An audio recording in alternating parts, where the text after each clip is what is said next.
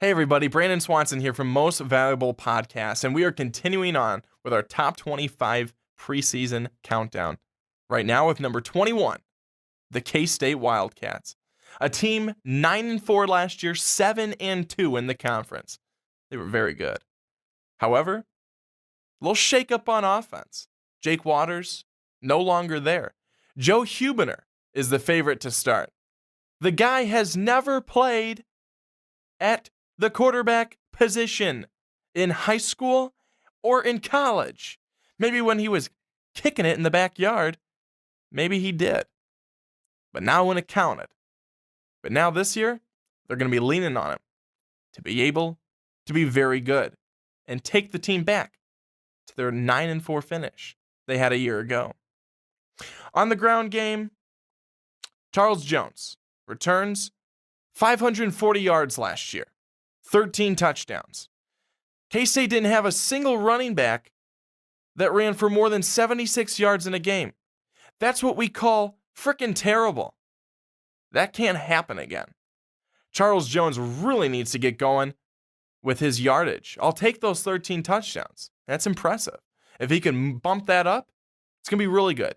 K-State's going to need to focus on the ground game, and that's going to be their safety blanket, the ground game. So Charles Jones, I think he's probably in for a pretty good year. I'm excited for him. The receiving end of it, the Wildcats lose Tyler Lockett and Curry Sexton, two key players. So now they're going to have a guy who's never played the quarterback position in his life, throwing to wide receivers who may be catching their first college pass. That's going to be very interesting. And that's going to be a main story to watch with the Wildcats this season. K-State, defensively, they're going to have a promising secondary because of experience, because of just pure talent. This team on the defensive side of the football is going to be very strong. Offensively, again, too many questions to tell right now. I'm not sure how they'll be. The year's going to have to play out. But as Ricky and I have talked about numerous times on a number of our podcasts, there are so many cupcake games, I think they'll be just fine. But one thing that you have to look at, this is a Bill Snyder coach team. Bill Snyder, darn good coach, respected by many, and maybe, just maybe, feared by a couple. Especially this year. Who knows? Maybe a team, K-State, that people aren't expecting to be that great, will maybe just be that great. Now that's dangerous. So K-State, can they be as good as last year? We don't know. There are just too many questions. For me, there's too many questions on the offensive side of the football. However, what I have to say next may have a lot of you going, Brandon, you are an idiot. And that's okay. So now the schedule.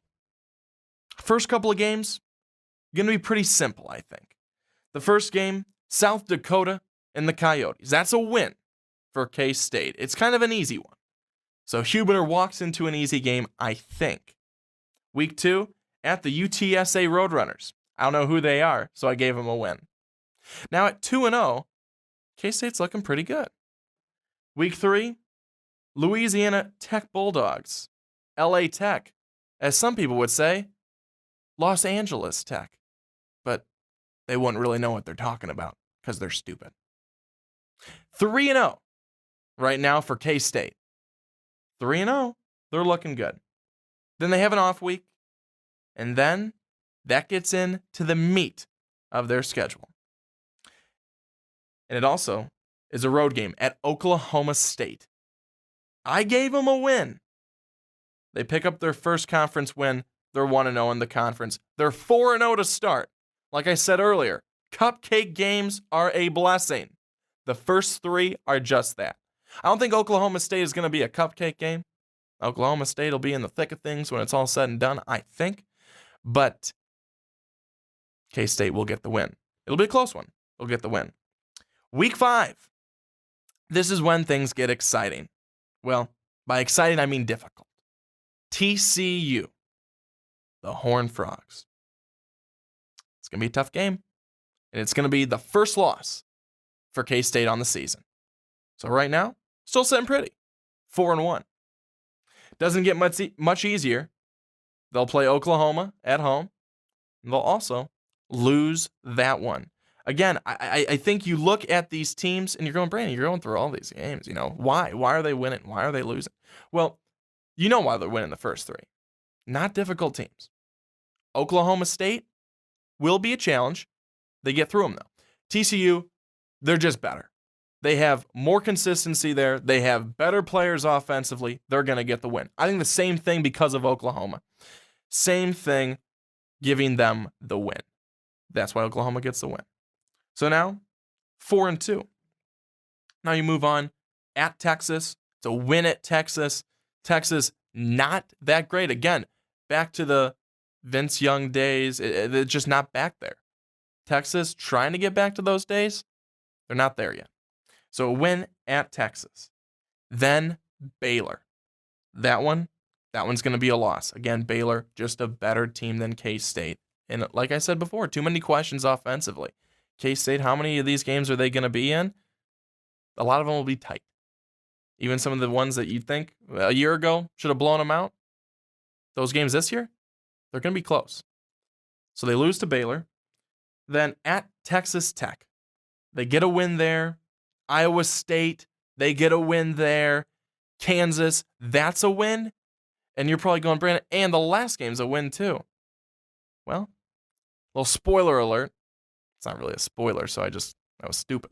But West Virginia, it's going to be a loss for K-State. Just kind of an interesting one. Bold prediction Monday. West Virginia will be a loss on the schedule for K-State. So as it stands, K-State is still 8-4, but 5-4 within the conference. Back a year ago, 7-2. Why? The question's on offense. Hubener could come out and be really good, but he may not. That's why there's the questions. Folks, please comment down below. I want to hear what you have to say. You may agree with me. You may think, no, you're way off. But I want to hear what you have to say because I value your opinion. Because in the end, isn't that what this all is? Our opinion. If you want to check out our Big 12 conference preview, you can check it out right here, over the left shoulder, right up there in the corner. Click on it. Ricky and I have a lot of good things to say, a lot of interesting banter back and forth, and as always, I'm right when it comes down to it.